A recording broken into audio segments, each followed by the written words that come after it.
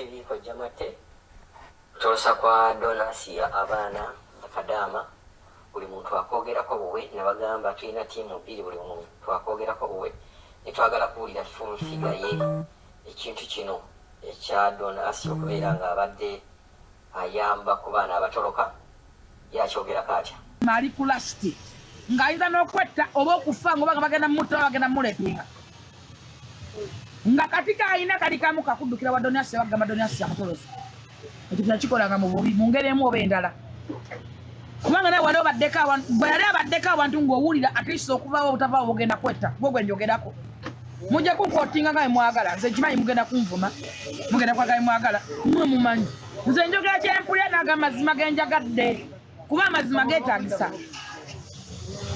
Asiya atolosanga abaana ogutali musango kuba tatolosa atayagala aba atolosezza ayagala okutoloka era ali ku kisenge ky'okutoloka si buli mwana yange yafuna ennyumba ennungi gwe yafuna ennumba ennungi webaza Katonda waliwo abaana abafuna ennyumba nga bali mu buwambe bali mu budde omwana akola emyaka 7 tamwanga nusu yadde 10 bwafuna kyasona nga Asiya asobola omutolosa oba kudde waba ogende wala which is okay which is good lweluwendera okukala afunye Bible ega nti Katonda atema empenda awatali kubo Mukama aba akutema eddolo oluwenda Asiya n'akutolosa awo muwaawo credit simwidako buzibu siganako mu biyumba simanyi naye abaana bendabyeko n'abavuddeyo mbona baje babonaabona omwana wafuna chance etoloka nga solution gy'alina ya Asiya which is good Asiya amutolose omwana akole ki agende so mu byonna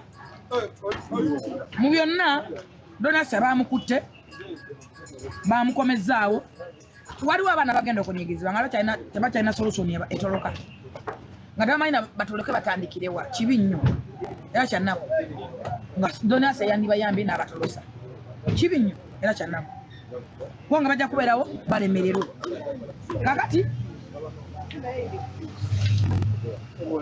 Asiya waba akomyewo which is okay akomyewo mu nsi ye ali waabwe home is the best olwemu okulaba nti adde waka yemu agenda kunye era wulira nti tuli kukyeyo kiraga nti the end of the day ojja kudda ewaka akomyewo waka ali mu nsi ye ali wa mama ne taata we it's okay so mu byonna byenjagala bagamba nti Asiya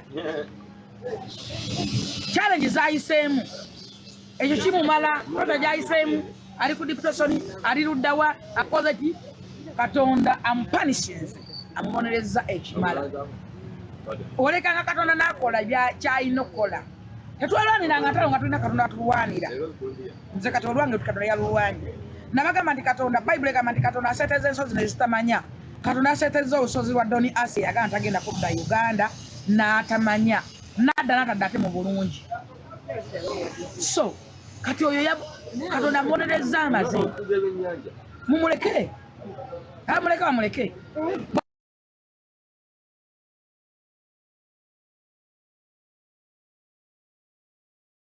aba yawulira nga tasobola kwebuulirira na kufumintiriza mulekaalekane ayogere kino era ajja kutuuka ekiseera nga awulira amazima gumutuddemu era ali Uganda era kiba kyagenda kukola kino kibeere kyakuyiga eri abo abalowooza nti bajja kudda Uganda nga twafa dda oba abantu bokozeko obulumbaganyi botuzizaako obulabe nga baafa nga tebaliiwo muganda wange my friend eno ensi ogiraba gyetegereza Katonda aseeteza ensozi nezitakuki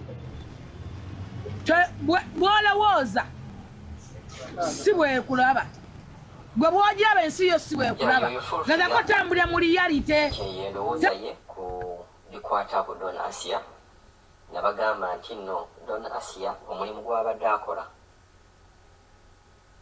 tubeera ne ttiimu bbiri buli muntu aba agulaba mu ngeri ye nasooka ne mbalaga nti kampani oba abawarabu abatwala Bakadaama ebweru omulimu gwa Asiya babeera tebakkiriziganya nagwo lwa nsonga nti bo bagamba nti bakwata ssente nnyingi nnyo ne bateeka mu Bakadaama bano ne bagenda okukola omulimu gwa Bakadaama naye batuuka eyo ne bafuna omuntu abatolosa mu nnyumba Kadaama n'ava wano n'agenda ebweru n'afunayo omuntu amugamba nti gye mitwalo 8 gy'okolera ssente entono nnyo.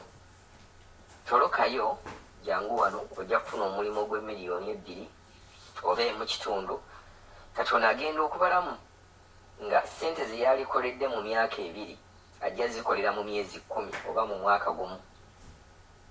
Yali badda n'owaka miliyoni 2 abajja kudda n'owaka miliyoni nga 5 ng'agamba sobola kubeera mu nnyumba y'Omuwarabu kantolokeyo. Waliwo abatoloka ku nsonga eyo. Ate ne wabeerawo abatoloka nga ye alaba nti Omuwarabu ono asaana eyongerayo naye ajja kubeera nga enkulaakulana ye tetegeerekeka.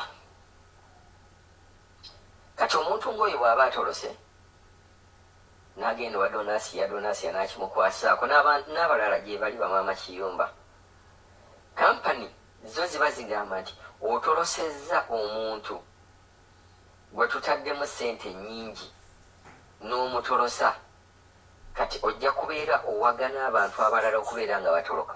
Kati ffe kampani tuba tetukola ezo kampani bwe zituwe zibeera zoogera. N'Omuwarabu n'agamba omuntu ono namuteekamu ssente nnyingi nnyo mujja e Uganda n'ajja wano kati atolose. Ky'olaba nga abatolosi babagulako omusango gwa runaway ne paasipooti yaabwe ne bakoonamu. So tukkirize tugaane nti kampani n'Abawarabu omulimu ogwa Donasiya gubeera tegubakolera, gubeera mubi nnyo ku sayidi yaabwe. Kati tudda ku sayidi y'Abakadaama abatoloka. Kadaama atoloka, Kadaama omutolosi, ennaku emujjula bw'awulira nti Donasiya baamukutte lwa nsonga zino wammanga. Waliwo omwana atoloka nga mu butuufu asaanidde atoloke. Ne bwe mbeera nze nga mbadde nkola mu nnyumba y'Omuwarabu naye ndaba nga waliwo embeera etagenda bulungi mu maaso, waliwo embeera gye mpitamu ng'embeera esobola okunviiramu okufa, ntoloka. Kati bwe ntoloka kitegeeza neetaaga omuntu agenda okunnyamba mu prosesi y'obutolosi. Awo wengwira ku Donasiya. Donasiya si yabaŋŋambye ntoloke, wabula embeera gye mba ndimu eno y'embeera empaliriza ntoloke. Ate bw'eba empaliriza ntoloke, kati mba neetaaga omuntu aginzijjamu embeera eyo mbeere bulungi, wamba mba najja kukola. Kati bwe nsanga Donasiya ne baŋŋamba nti ono agenda kuyambako, oyo abeera hiro wange ku ssaawa eyo. Kati omuntu yenna eyali atoloseeko, omuntu yenna omutolosi n'awulira nti Donasiya baamukutte, ate ye kiyina engeri gye kimukosaamu. So embeera eyo eri awo nti ebintu ebyo biri bibiri, nti bali tebakyagala naye ng'ate ffe abatolosi tuba tugamba kitukolera kuba oyo omuntu asobola okubeera ng'atuyamba mu mbeera eyo. Kuba tukkirize tugaane okutoloka kukyaliwo ate kukyagenda kubeerawo lwa nsonga abantu tuyinza okugamba 80 ku batolosi atoloka lwa mbeera gy'aba alimu embi mu kiyumba.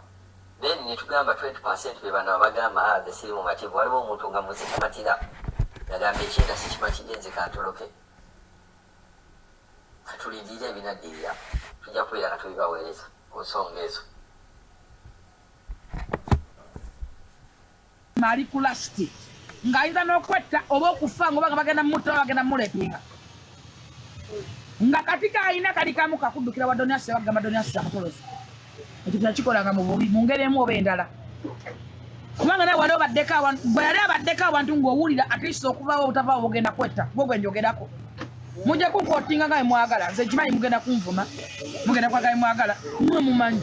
Nze njogera kyempulya n'ag'amazima genjagadde kuba amazima geetaagisa. Donasiya yatolosanga abaana obutaali musango kuba tatolosa atayagala, aba atolosezza ayagala okutoloka era ali ku kisenge ky'okutoloka. Si buli mwana yantu yafuna ennyumba ennungi, gwe yafuna ennumba ennungi webaza Katonda.